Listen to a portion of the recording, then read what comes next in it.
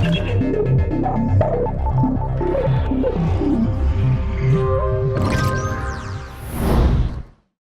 what's up guys? This is Ken for TalkAndroid.com, and today we're going to be taking a look at the Huawei Honor 6X and the Huawei Watch 2.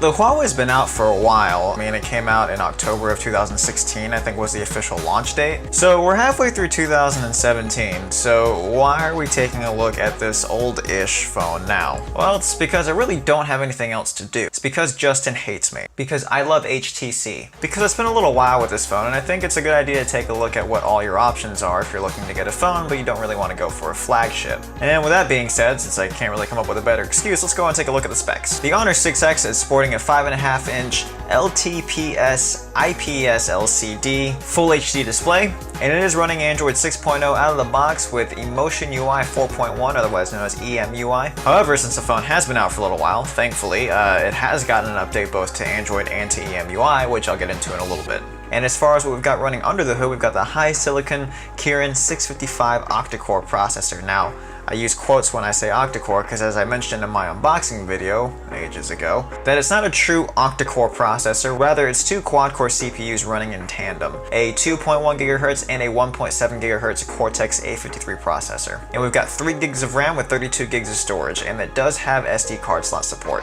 On the back we have a dual lens camera with a 12 megapixel and a 2 megapixel sensor, and an 8 megapixel front-facing camera. And we've also got our rear-mounted fingerprint scanner, and powering all this is a 3340 milliamp hour battery. So let's take a look at the hardware. We've got a nice sleek full metal build here, and this is that sort of flat colored metal on the back, which I quite like because it doesn't attract fingerprints at all.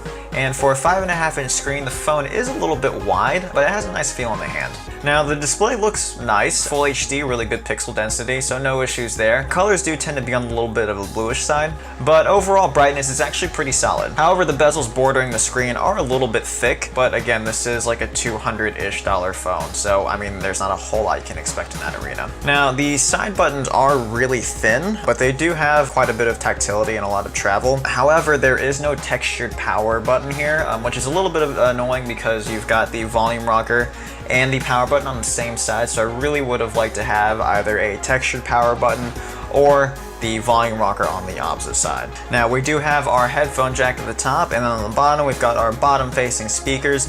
I pretty much stopped talking about speakers on phones altogether because I tend to just say the same thing on every single review. But it is worth noting that these speakers sound especially tinny with some really garbled mids. And the highs get pretty shrill even before reaching full volume.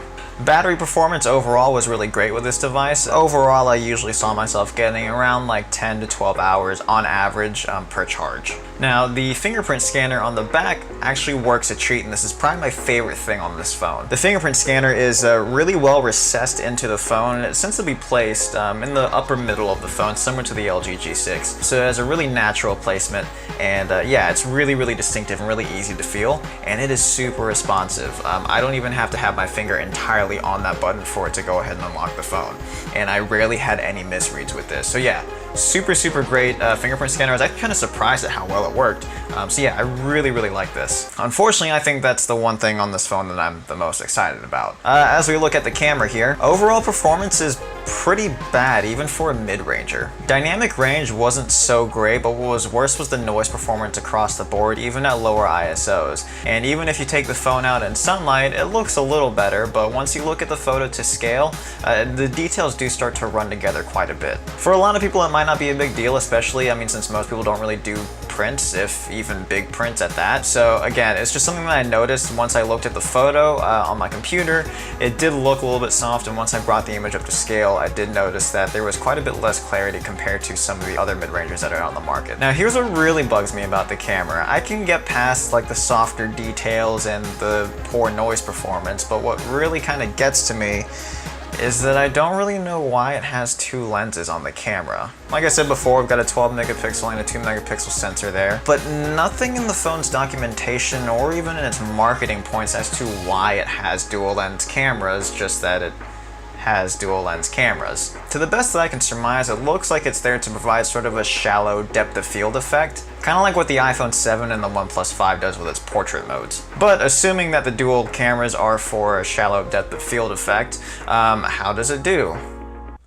Not really well. The bokeh looked pretty horrendous, but that's sort of par for the course for a smartphone camera. I mean, you just don't have enough lens elements and aperture blades to really produce that nice looking bokeh. But it does just make everything look really weird.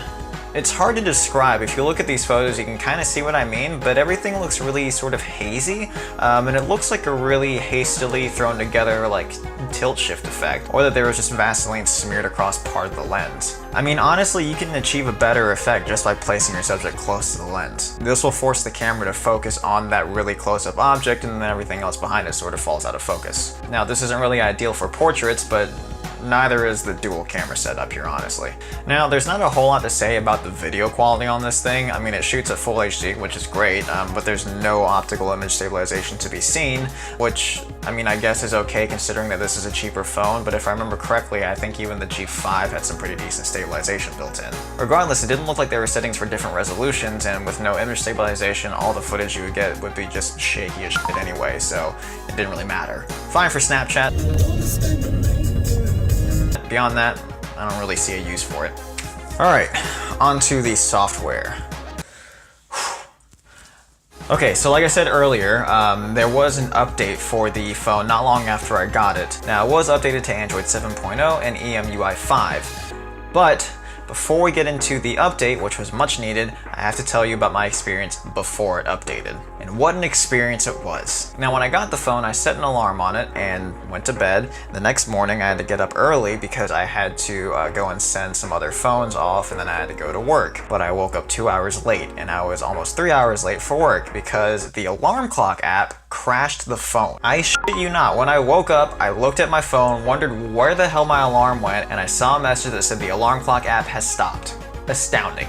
On top of that, other apps kept force closing themselves and the phone would just restart randomly. Now, beyond that, there were other aesthetic problems with the phone that made it functionally frustrating. Beat for beat, it was an iOS replica. Everything from the settings menus, to the notification tray, to the lock screen, all of it. It was all iPhone knockoff every step of the way. I'm not a huge fan of iOS, and part of the reason that I went to Android in the first place was to get away from that aesthetic, so I don't understand why it would be incorporated so heavily into this device. I didn't take any footage or get any screenshots of what this looked like because I had gotten the software update not too long after I received the phone, but I mean, just do a Google search and you'll see what I'm talking about, or you might not even need to do that because it's a pretty well-known fact that EMUI has looked like an iOS knockoff for a while now. I'd always heard the stories, but my god, I didn't realize how extensive it was until I actually started using this phone. And then there were other really weird little things about the interface. So, like for example, if you got a notification in the notification tray,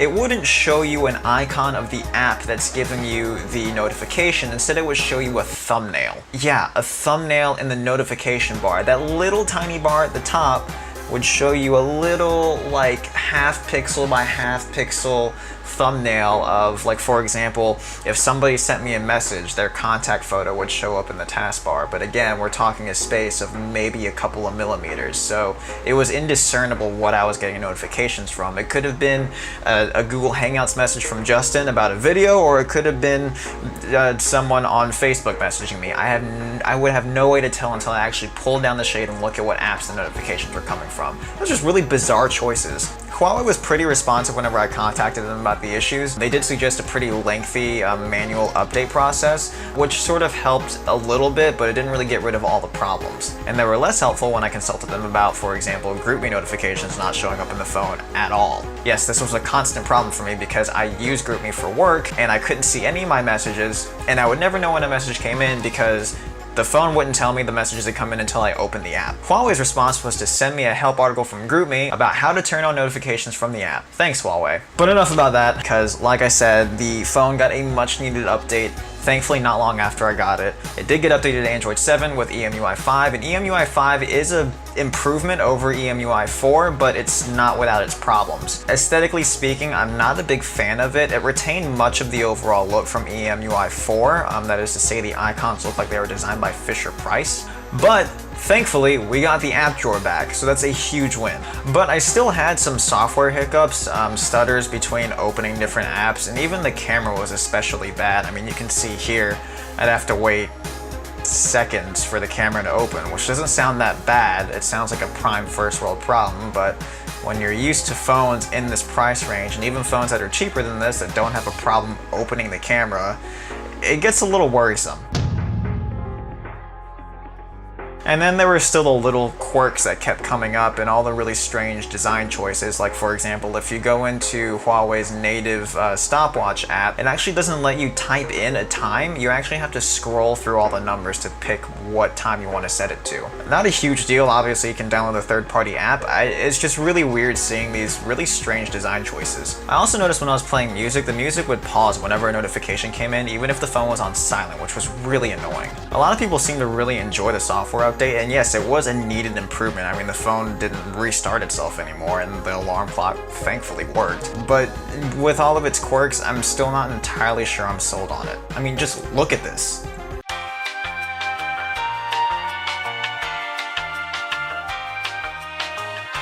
But is the experience smoothed over at all with the Huawei Watch 2? This is one I received a little more recently, but I still had the Honor 6X on hand, so I figured why not keep the whole Huawei family together, I guess. So this isn't the first smartwatch I've ever used, so I'm not entirely new to the idea. I had a Moto 360 first gen, but that barely lasted a year before it crapped out on me entirely, and then Motorola stopped pushing out updates to it. And then there were all the delays with the Android Wear 2, and everybody wasn't really sure where the smartwatch market was going. I think that's sort of still the case now, but that's besides the point. Nonetheless, I was excited to get to use the Huawei Watch 2 because I was interested to see how the Android Wear 2 environment had advanced since Android Wear 1. And it was kind of an underwhelming experience, to be honest with you.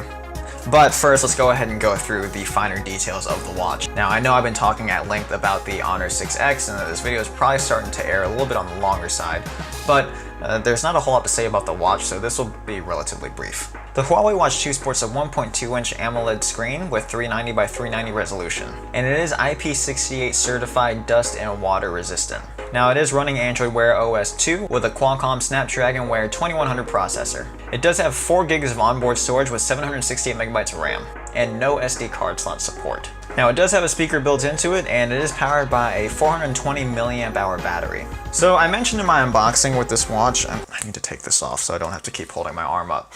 So when I unboxed this phone, I was taken aback by the design. So this is a very sporty looking watch. There's nothing wrong with it, it's just not really my style.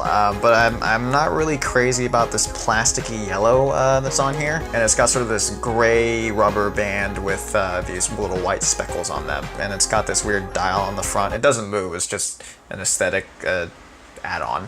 And we've got 2 buttons on the side here. So one of them you can use to get to your app drawer to scroll through all your apps. And then the other one, I believe, is settings. And then you can also customize the functions of the buttons as well. Now, notifications did show through on this watch, and they were pretty easy to swipe through. And there's also gesture features built in, so you can actually flick your wrist to go through the different notifications. I distinctly remember the gesture feature working horrendously on the Moto 360 first gen, so it's nice to see that they were intact here with the Huawei Watch 2. Now, there is a whole host of fitness apps that go along with this watch. It's a little bit annoying because you've got Google Fitness apps and also the Google Heart Rate app, and then you've also got Huawei's fitness apps and then Huawei Heart Rate. It is kind of messy because you got both Huawei and Google running side by side, so it feels a little bit clunky, but they both work just fine.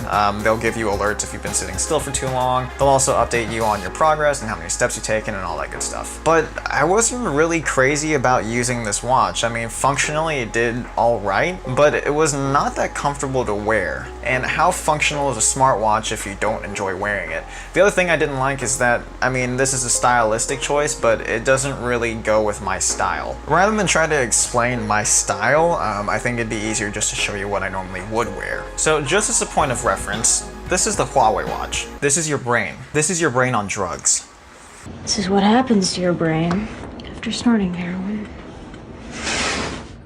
And this is the watch that I normally wear. Now, my Moto 360 did have a metal band on it, but even that watch had a slightly smaller build than the Huawei Watch 2 does. Now, after I got fed up with fighting with the Moto 360, I just went ahead and went back to a regular old watch, and this is what I went with. This is just something that I got on Amazon, but it is obviously very thin, not so huge, and it has a nice leather strap on it. So when I wear this watch versus when I wear this watch, I mean, you can see the difference. This thing is massive, and we've already established how hilariously small my hands and my wrists are, and this is not doing me any favors. This is also a big pain point for me with smartwatches because a lot of them have kind of goofy builds, and if you're smaller like I am, it's really easy for things to not look like watches or fashion accessories, but rather like a wall clock sitting on your wrist. And that was the case with this watch. I just didn't like wearing it, and if I don't like wearing it, I'm not really gonna get a whole lot of use out of it. Now that being said, this does fit the whole sporting sort of activewear aesthetic quite nicely, so if that's your thing, you might not have an issue with it. The interface did look okay, and the animations were improved over the Android Wear 2, and it looked a little more modern. But that being said, in terms of how intuitive it is, I think there's still more work to be done in that regard. But we are at that point now where we have to ask the question, where does this leave us with the Honor 6X, and I guess with the Watch 2? How does this phone hold up in the increasingly competitive premium mid-ranger market? Now, like I said, the phone has a really great build quality to it and a fantastic fingerprint scanner. But is that enough to make up for an underperforming camera and sort of a goofy UI? Well, maybe it does, but I would strongly suggest that you consider all of your options in this price range before making a decision. Well, I think that about does it. What do you guys think of the Honor 6X or the Honor lineup in general? Do you guys like EMUI 5, or would you rather go back to the aesthetics of 4? I'm also curious to know if you had any issues with software hangups or the phone restarting. So make sure you leave a comment down below, let me know what you think, and make sure you like, comment, and subscribe for more. Once again, my name is Ken for TalkAndroid.com. I should probably pull up the specs for the Huawei Watch 2.